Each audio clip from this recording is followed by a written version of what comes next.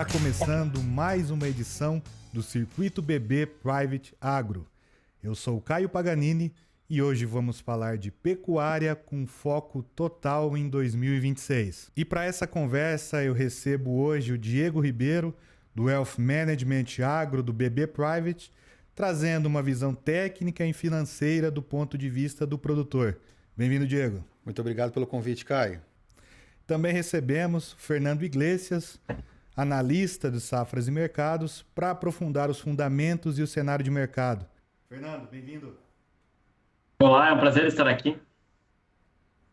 Então vamos lá. Fernando, antes de a gente entrar para falar de 2026, quais os principais aprendizados do ponto de vista de mercado desse ano de 2025? Bom, 2025 foi um ano histórico para a pecuária de corte e quem se deu bem dentre os pecuaristas que trabalham no mercado, principalmente no segundo semestre, foram aqueles que adotaram as ferramentas de proteção ali na B3 e conseguiram travar preços. Nós tivemos oportunidades ali entre os meses de março e abril para travar preços para o segundo semestre acima de R$350 por arroba. E a gente sabe que no final do ano passado, no segundo semestre de 2025, nós não vimos preços nesse patamar no mercado físico.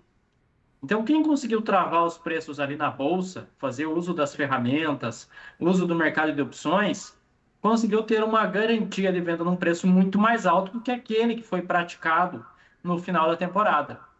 Então, fica aí, mais uma vez, a lição da importância de você adotar esse tipo de ferramenta dentro do mercado para que você consiga ter um melhor resultado operacional, para que você consiga ter uma melhor rentabilidade média. Legal, Fernando. E Diego, sob o ponto de vista de gestão, como foi esse 2025 para o produtor? Se tem uma coisa que 2025 ensinou é que exportação ajuda muito no fluxo, mas não resolve tudo. A gente teve recorde de embarques, mas o risco continua ali, firme. O que o produtor percebeu é que não adianta olhar só para o preço da arroba, e que realmente garantiu tranquilidade foi a margem. Quem controlou o custo, quem planejou, surfou melhor o ano. E o planejamento financeiro ganhou outro peso, virou ferramenta essencial para atravessar as mudanças de mercado, do câmbio às notícias da China. Legal, Diego. Vou pegar alguns pontos da sua fala, tá, para a gente comentar aqui e passar a bola para o Fernando novamente. Eu acredito que o ponto que você diz ali, que a margem começa a ficar mais importante que o preço, vai ser um fator decisivo para 2026. Já é um fator decisivo de gestão, mas agora a gente vai ver isso com mais frequência, até porque a volatilidade está muito grande. E pegar também o fator China. No ano passado, a China foi responsável por praticamente metade, né, das exportações aqui de carne bovina no Brasil, olhando especificamente esse mercado, mas estava sob investigação desde o final de 24 sobre se a carne brasileira, né, e as importações no geral, não só do Brasil, estavam influenciando os preços internos no mercado chinês e então prejudicando as margens lá do produtor local. E agora, iniciando esse 2026, a gente teve a resposta de que a China adotou e já passa a ficar vigente, sob algumas dúvidas ainda, salvaguardas que tarifam importações de carne bovina, inclusive a carne com origem brasileira, em 55%. E aí, Fernando, jogando a bola para você, o que muda no jogo agora, né, com as salvaguardas chinesas aí para esse nosso 2026? Bom, basicamente, o que nós temos como entendimento é uma China menos ativa dentro do mercado global. Eles devem comprar menos carne, não só aqui do Brasil, como de outros países, e aumenta a necessidade aqui dentro do Brasil de diversificação, de buscar novos mercados. A grande vantagem do Brasil em relação aos demais players hoje é que o Brasil é, de fato, a melhor alternativa global para o fornecimento de carne bovina. Então, nós vamos conseguir, sim, colocar grandes quantidades de produto na União Europeia, que está com seu rebanho em níveis deficitários, nos Estados Unidos, que também conta com um rebanho em declínio, vai conseguir exportar mais para os países do Oriente Médio, para o restante do mercado asiático. Trabalhamos na expansão de vendas para o Vietnã. O Vietnã habilitou mais 4 frigoríficos brasileiros para exportar. Temos aí a perspectiva de Japão e Coreia do Sul, que são pesos pesados na importação, compram grandes quantidades a preços bastante elevados. E, claro, o acordo União Europeia-Mercosul também oferece um horizonte positivo para a exportação brasileira. Tanto que o que nós imaginamos agora é uma queda de exportação entre 3,5% a 4% para esse ano, com vários mercados novos surgindo para suprir essa redução chinesa. Então, abre um leque de possibilidade de um bom ritmo de embarques.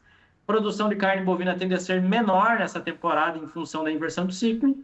Então, nós vamos ter um mercado doméstico em equilíbrio. Mais uma vez, a gente vai ter um mercado doméstico equilibrado, sem um grande crescimento da disponibilidade interna de carne bovina, em função da retração da produção, e por uma exportação que ainda vai ser satisfatória, apesar desses problemas ocorridos. O que o pecuarista precisa prestar muita atenção é na deterioração das relações de troca com as categorias mais jovens. Bezerro já está bastante caro e o boi magro também. Então, isso é algo que pode estreitar as margens ao longo desse ano, pode apertar as margens. E, como foi comentado, nós precisamos ter um controle total sobre o custo e sobre as ferramentas financeiras para você ter o melhor resultado possível. Esse é mais um ano desafiador para a nossa pecuária de corte, mas é um ano que podemos conviver, sim, com margens positivas, com um resultado operacional positivo, algo que vai ser satisfatório, que vai dar uma conta interessante para o pecuarista que está aqui nos acompanhando. Certo, Fernando. Então, a gente tem, né, vou falar embora aqui, porque eu vou colocar um fator adicional. Né, o Fernando coloca o mercado em equilíbrio, o que do ponto de vista de gestão é bom. No entanto, quando surgem essas notícias de salvaguarda, né, de medidas que fazem parte de todo o jogo geopolítico também, e aí temos uma série de outros acontecimentos, né, a nível global, e isso traz essa questão que eu quero focar bem, que é a volatilidade. Diego, você que está todo dia, todo momento conversando com o produtor rural, quando você toca no assunto cota, limite, como você vê, de que maneira esse produtor está entendendo isso enquanto, né, um gestor financeiro da sua propriedade? Então, Caio, quando aparece a palavra cota ou limite, muda tudo na cabeça do produtor. A leitura de risco muda na hora porque o jogo deixa de ser só oferta e demanda. Passa a depender de política, de decisão de outro país, e isso afeta direto os preços. Então cresce muito a necessidade de previsibilidade. Entender fluxo de caixa, proteger receita e evitar ficar exposto esperando que o mercado resolva. E Diego, além de todas essas questões sobre de como a gestão de caixa, né, o Fernando também mencionou ali o controle ajustado de custos, que passa a ser cada vez mais importante nesse momento de volatilidade. Isso já tem essa modificação desses fundamentos já tem aparecido nos preços da bolsa também? Totalmente. Né? Hoje, cada vez mais, a conversa migrou para o mercado futuro. O produtor já não olha só o preço de hoje, o preço do spot. Ele olha a curva inteira, olha mais adiante. O foco virou projeção. Quanto eu garanto de margem lá na frente? Essa lógica de pensar na frente aconteceu porque o mercado ficou mais sensível ao que acontece lá fora. E a bolsa virou uma ferramenta de leitura, não só de proteção. Legal, Diego. Bom, a gente tem visto mesmo essa questão de até mesmo de modificação da estrutura da curva de preços dos futuros da B3. Os contratos mais curtos ali ficando quase flat. Um mercado deixando um pouco de precificar o prêmio de risco, né? Diminuindo o prêmio de carregamento ali, o prêmio de carry. Isso que você disse é reflexo, né? O produtor começa a olhar essa curva e se ele começa a olhar, ele está vendo todas essas modificações. Então é bastante importante. Mas eu quero voltar em um ponto aqui que o Fernando havia comentado sobre a abertura de novos mercados como ferramenta aí de pelo menos aliviar essa questão das salvaguardas chinesas, aumentando o leque, né, de destinos para a exportação de carne bovina brasileira. O Japão está em processo, né, de certificação aqui, de começar a comprar carne bovina brasileira. Esse processo está em andamento, né? Agora tem as visitas para serem feitas e tudo mais. E mesmo que ainda seja, Fernando, somente para os estados da região sul, como que você vê o impacto, né, desse novo cliente aí da carne bovina brasileira tá possivelmente entrando no hall de destinos aqui do Brasil?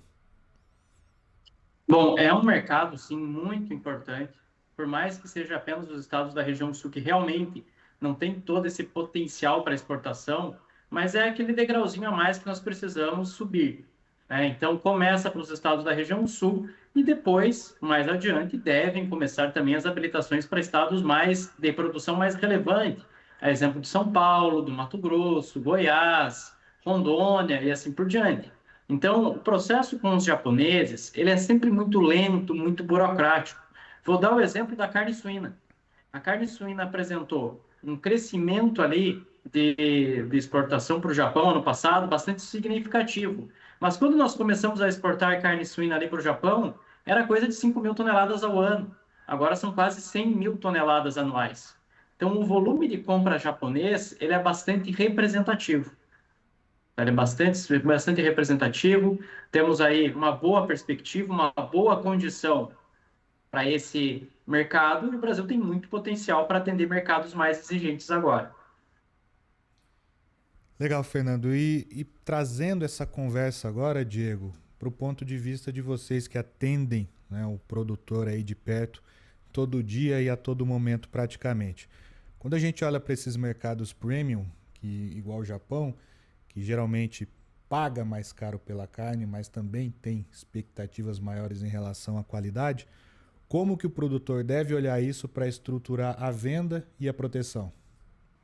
Caio, quando o produtor entra no mercado premium, ele começa a receber melhor, mas junto vem responsabilidades. Essas receitas mais qualificadas merecem proteção, porque você não pode perder valor por causa de uma oscilação. Então o hedge deixa de ser uma defesa e passa a ser parte da estratégia, garantir que aquele contrato premium realmente vire margem no final. E quando você fala de hedge, de fazer, né, toda essa questão de um cliente premium levar um produto premium e exigir uma estratégia de comercialização e hedge premium, isso significa travar de uma vez? Como que vocês veem essa questão quando vocês estão falando com o pecuarista aí no dia a dia? Nada disso, Caio. Travar tudo de uma vez raramente é uma boa ideia. O mercado muda muito rápido. O ideal é dividir, trabalhar por percentual, por janelas, ir travando aos poucos. Assim, o produtor aproveita os momentos bons ao longo do ciclo. E mais importante, hedge vira rotina, não um evento isolado, faz parte da gestão, igual manejo e nutrição. E continuando aqui nessa seara de preços, Fernando, esperar o melhor preço ainda é boa ideia?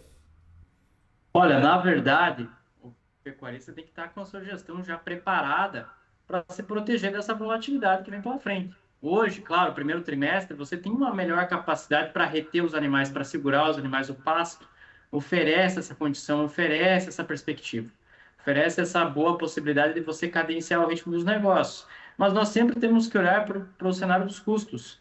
Então, muitas vezes, você ficar esperando um preço ideal não é a melhor estratégia. Na verdade, na maioria das vezes, não é realmente a melhor estratégia possível. Quando a gente está falando de hedge, de proteção, é você se proteger da volatilidade.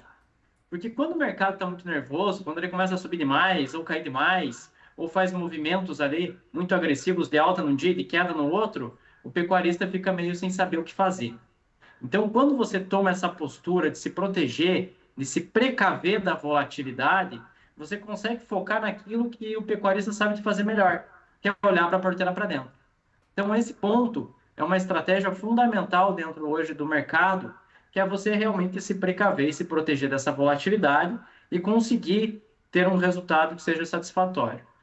Muitas vezes o pecuarista me pergunta assim, mas se eu antecipar as vendas no físico, o que acontece se o preço do boi começar a subir? Você pode participar da alta via mercado futuro, via mercado de opções, as próprias NDFs que vocês disponibilizam são uma ótima ferramenta e que você pode participar das altas. Então é muito interessante esse tipo de estratégia. Legal, Fernando. E já seguindo aqui para o nosso fechamento, Diego, qual que é a mensagem de você aqui e do próprio Wealth Management Agro para o pecuarista para atravessar todo esse cenário de volatilidade e de todas essas questões que a gente falou aqui no circuito? Caio, hoje a chave é simples. Pensar primeiro em margem, depois em preço. Estruturar proteção para garantir resultado, independentemente do que aconteça lá fora. E planejar mesmo quando o cenário parece incerto. 2025 mostrou que quem tinha estratégia conseguiu navegar as mudanças. E 2026 promete ser um ano em que esse tipo de disciplina vai valer ainda mais.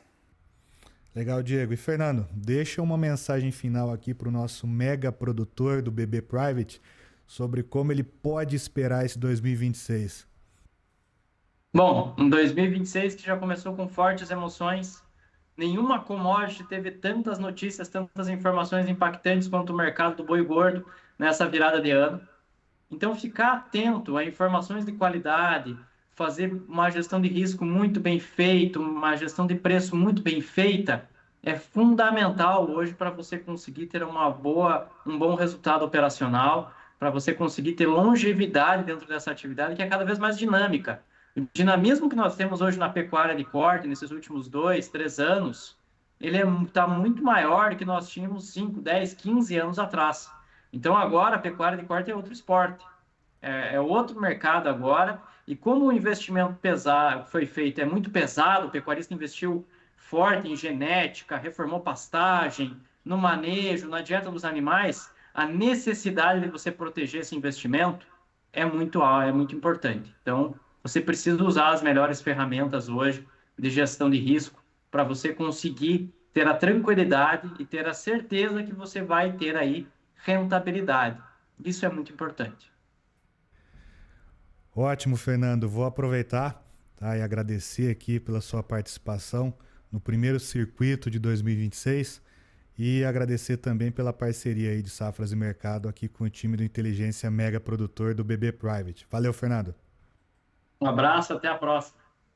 Diego, aproveitando também, time do Wealth Management aqui do BB Private, presente aqui no circuito. Obrigado pela participação. Obrigado a vocês, Caio, e até a próxima. E esse foi o Circuito BB Private Agro de janeiro de 2026, primeira edição do ano. E aproveito para convidá-los para acessar o nosso hub de conteúdos, bb.com.br/lounge. Até a próxima edição, um abraço.